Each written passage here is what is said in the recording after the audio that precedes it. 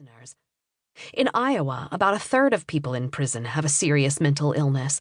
Another quarter have a chronic mental health diagnosis. Meanwhile, nearly half of the people executed nationwide between 2000 and 2015 had been diagnosed with a mental illness and/or substance use disorder in their adult lives. When a legal settlement required California to build a psychiatric unit on its death row at San Quentin, the 40 beds were filled immediately. The mental health crisis is especially pronounced among women prisoners.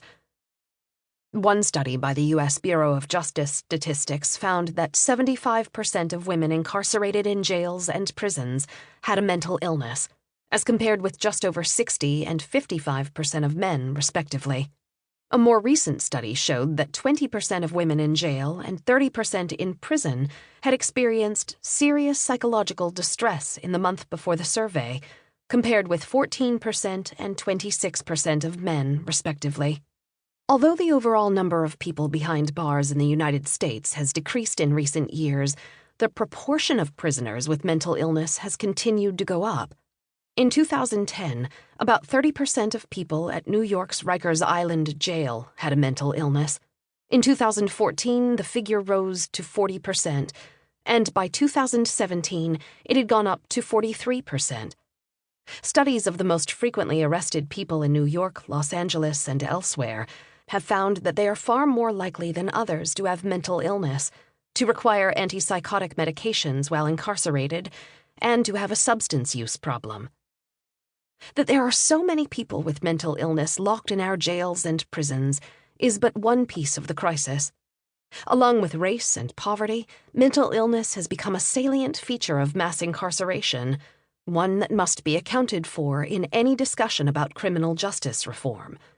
Mental illness affects every aspect of the criminal justice system, from policing to the courts to prisons and beyond. Nor are the effects limited to the criminal justice system. Many people with mental illness cycle back and forth between jail or prison and living in the community. The racial inequity of the criminal justice system has been widely noted.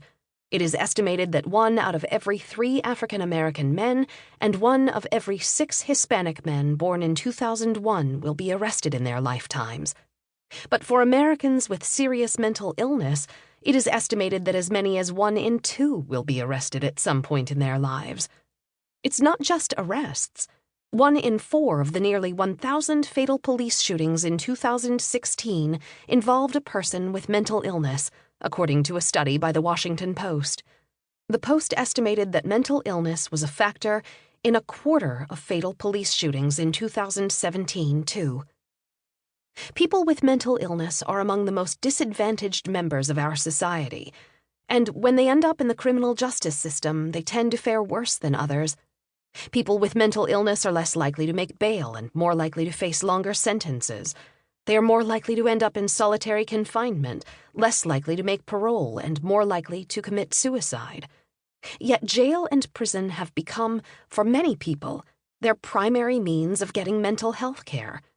Their experiences offer an especially eye-opening view of a criminal justice system that today houses more than 2 million people and costs us hundreds of billions of dollars a year. Diagnosing and treating mental illness is complicated.